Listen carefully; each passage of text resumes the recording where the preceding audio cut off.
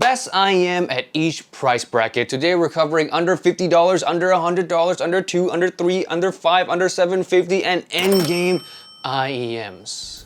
Let's jump into it. Hey friends, and welcome back to another video on Giz Audio. Today we're finally doing an update to our best in each price bracket series. We did one way early on this year, and as you may know, the market has changed dramatically. Now, without further ado, let's finally jump into the under $50 bracket, and I have two IEMs to recommend here. The first one being the Tangsu Wan Yes, out of all the budget IEMs under $50, the Wan has got to be my absolute favorite. The vocals here feel very natural, the timbre as well, it has really good bass. The whole range is tuned very nicely, and especially for the price, I have nothing at all to nitpick about the Wan.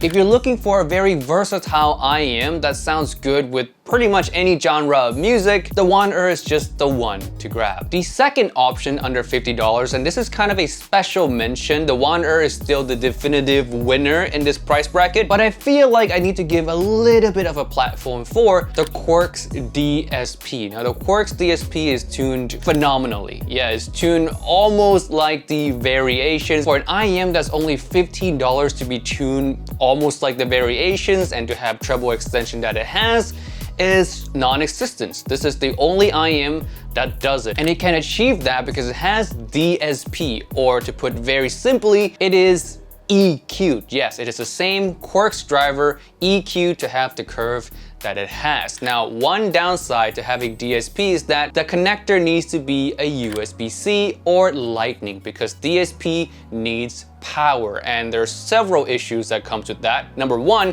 you can't really use it with your DAP, and number two, there is noise floor, so you're not getting the cleanest sound out of the Quarks DSP. But for $15, if you can stomach the issues I just talked about, the Quarks DSP is probably one of the best tuned IEM under $150 or even $200. For me personally, I really can't stand the noise floor, so I would go for the Wan. Next, we have under $100, and for this video, it was the most difficult bracket to find a winner, because unlike last year where the competition is not as fierce, this year, especially later half of 2022, I would say a lot of the $20, $50 IEM can compete really well with the $100 IEM. But there is one IEM that stands just slightly bit above the competition, and that is the Truthears Hexa, a neutrally tuned IEM with decent bass and also decent treble extension as well. And to find good treble extension under $100 is still pretty rare, which puts the Hexa right above the other ones in the competition. Now there is the 7Hz Dioko as well, which has good treble extension, but the timbre on the Dioko comes across a little bit too metallic-y for me. The timbre on the Hexa is just better, everything sounds more natural, so Hexa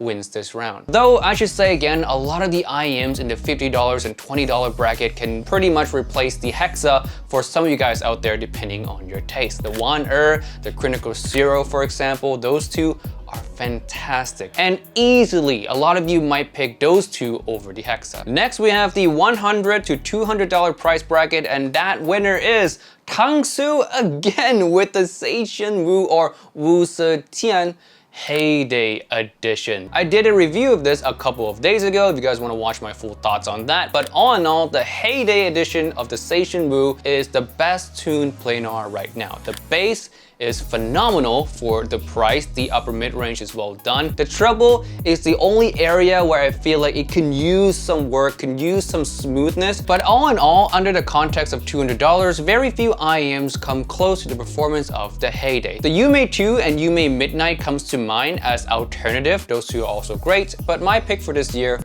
Heyday. Now you might be wondering, where is Awful Performer 5? I praised it so much, I gave it such high remark. Where is it? Why is it not in the under $200? Well, because it costs $220. And in this bracket, $200 to $300, the winner of course is Awful Performer 5. It is amazing. From bass to treble, have very little to fault about it, great levels of details as well, nicely tuned. There's only one nitpick point I have with the Performer 5 is that I wish the upper mid-range was a little bit more even, but that's it. That's all I can nitpick about it. The rest of it, for the price especially, is fantastic. It competes really well even with IEMs in the $400 price bracket. Moving on, we have the $300 to $500 price bracket. And if you notice, there's one big brand that's been missing from this list this whole time, and that is Moondrop. And they make an appearance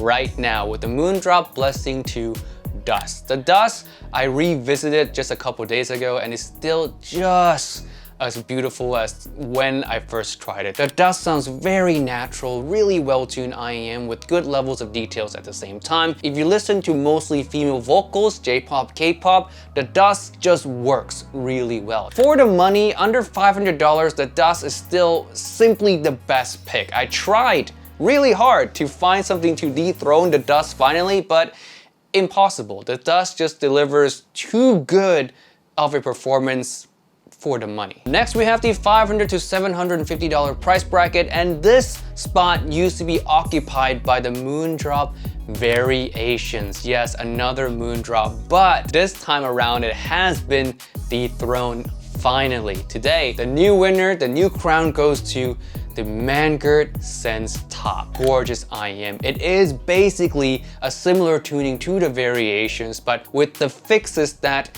everyone was complaining about with the Variations. The Variations is tuned very well, but most people felt like the mid-tuck was a little bit too much and male vocals don't sound as natural as it can be. In comes the Sense Top, fixes that issue while maintaining the good tonality that the Variations has. The one other thing that the Sense Top does better than the Variations is the treble extension. It's sparklier and also smoother. Both are still great options though. If you own the Variations, don't feel the need to sell it to buy the top. They're about evenly matched. I just prefer the top slightly bit more than the Variations. And now the moment everyone's been waiting for, the endgame IEMs. I have 3 to mention today, one for vocals, one for bass, and one that I use the most often nowadays. First one, let's start with the vocals. And of course, it's none other than the Elysian Diva. I've yet to listen to an IEM's vocal presentation that's as satisfying as on the Diva, especially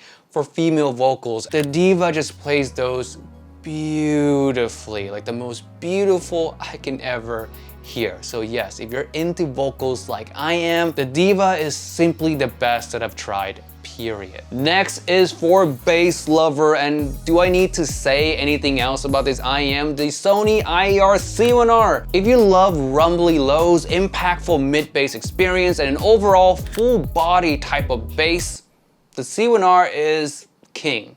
Still is till today. Absolutely a must try if you call yourself a bass head or a bass lover of any kind. The C1R is, again, like I said in the previous video, the end game to leave the hobby with. And last but not least, the most used IEMs for me over the past few months, the Elysian Annihilator. This thing I love so much. The treble on this especially is stunning. I've not heard treble that has this level of speed and details to it, and at the same time not being fatiguing or peaky in any way. It's natural feeling treble and you get so much of it. It's just one of the most satisfying things to listen to, and also one of the most unique sounding IEMs I've heard, period. The rest of the tuning is also very well done. Vocals are very full-bodied and in your face, kind of aggressive in nature, but I really like that. The bass is focused on the mid-bass and quite aggressive at that, and that's really the only nitpick I can have for the Annihilator, is that the mid-bass is a little bit too much for my personal taste, but all in all,